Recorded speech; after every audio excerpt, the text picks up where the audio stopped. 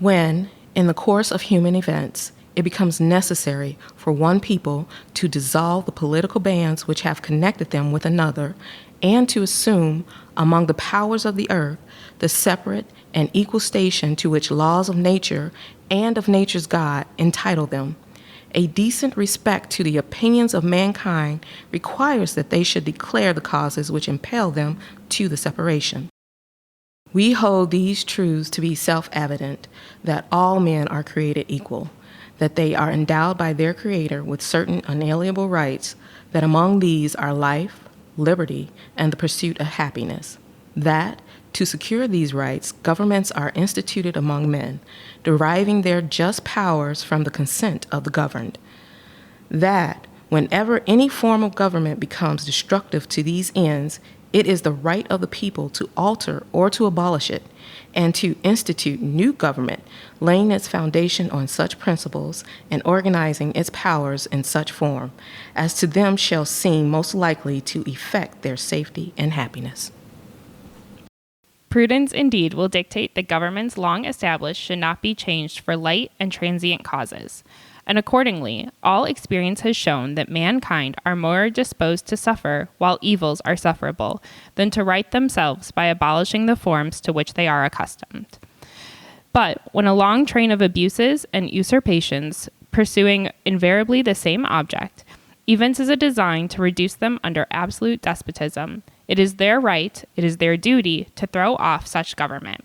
and to provide new guards for their future security. Such has been the patient sufferance of these colonies, and such is now the necessity which constrains them to alter their former systems of government. The history of the present King of Great Britain is a history of repeated injuries and usurpations, all having in direct object the establishment of an absolute tyranny over these states. To prove this, let facts be submitted to a candid world. He has refused his assent to laws the most wholesome and necessary for the public good. He has forbidden his governors to pass laws of immediate and pressing importance, unless suspended in their operation till his assent should be obtained, and when so suspended, he has utterly neglected to attend to them. He has refused to pass other laws for the accommodation of large districts of people, unless those people would relinquish the right of representation in the legislature, a right inestimable to them and formidable to tyrants only. He has called together legislative bodies at places unusual, uncomfortable, and distant from the depository of their public records for the sole purpose of fatiguing them into compliance with his measures. He has dissolved representative houses repeatedly for opposing with manly firmness his invasions on the rights of the people. He has refused for a long time after such dissolutions to cause others to be elected, whereby the legislative powers, incapable of annihilation, have returned to the people at large for their exercise, the state remaining in the meantime exposed to all the dangers of invasion from without and convulsions within. He has endeavored to prevent the population of these states, for that purpose obstructing the laws for naturalization of foreigners, refusing to pass others to encourage their migrations hither, and raising the conditions of new appropriations of lands. He has obstructed the administration of justice by refusing his assent to laws for establishing judiciary powers. He has made judges dependent on his will alone for their tenure of their offices and the amount and payment of their salaries. He has erected a multitude of new offices and sent hither swarms of officers to harass our people and eat out their substance. He has kept among us, in times of peace, standing armies without the consent of our legislatures. He's affected to render the military independent of and superior to the civil power. He has combined with others to subject us to a jurisdiction foreign to our Constitution and unacknowledged by our laws, giving his assent to their acts of pretended legislation, for quartering large bodies of armed troops among us, for protecting them by a mock trial from punishment for any murders which they should commit on the inhabitants of these states, for cutting off our trade with all parts of the world, for imposing taxes on us without our consent. for depriving us, in many cases, of the benefits of trial by jury, for transporting us beyond seas to be tried for pretended offenses, for abolishing the free system of English laws in a neighboring province, establishing therein an arbitrary government and enlarging its boundaries so as to render it at once an example and fit instrument for introducing the same absolute rule into these colonies, for taking away our charters, abolishing our most valuable laws, and altering fundamentally the forms of our governments,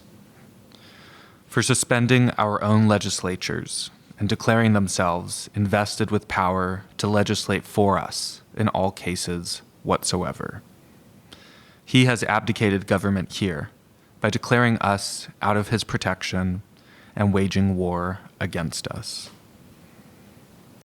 He has plundered our seas, ravaged our coasts, burnt our towns, and destroyed the lives of our people. He is at this time transporting large armies of foreign mercenaries to complete the works of death, desolation, and tyranny, already begun with circumstances of cruelty and perfidy scarcely paralleled in the most barbarous ages, and totally unworthy the head of a civilized nation.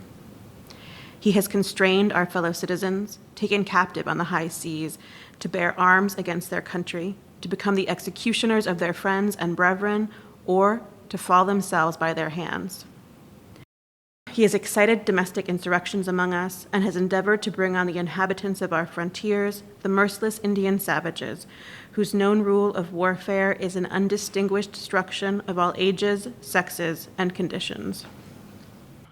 In every stage of these oppressions, we have petitioned for redress in the most humble terms. Our repeated petitions have been answered only by repeated injury. A prince whose character is thus marked by every act which may define a tyrant is unfit to be the ruler of a free people.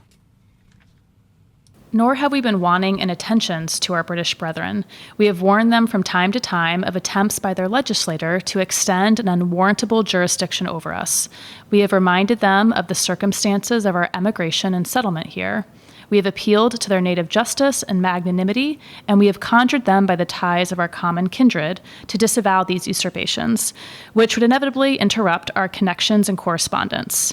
They, too, have been deaf to the voices of justice and of consanguinity. We must, therefore, acquiesce in the necessity which denounces our separation, and hold them, as we hold the rest of mankind, enemies in war, in peace, friends.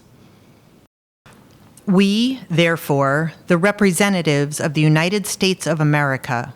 in General Congress assembled, appealing to the Supreme Judge of the world for the rectitude of our intentions do, in the name and by the authority of the good people of these colonies, solemnly publish and declare that these united colonies are, and of right, ought to be free and independent states, that they are absolved from all allegiance to the British Crown, and that all political connection between them and the state of Great Britain is and ought to be totally dissolved,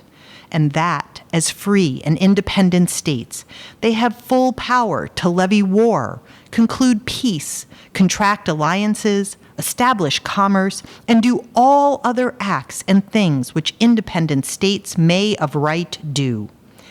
And for the support of this declaration, with a firm reliance on the protection of divine providence, we mutually pledge to each other our lives, our fortunes, and our sacred honor.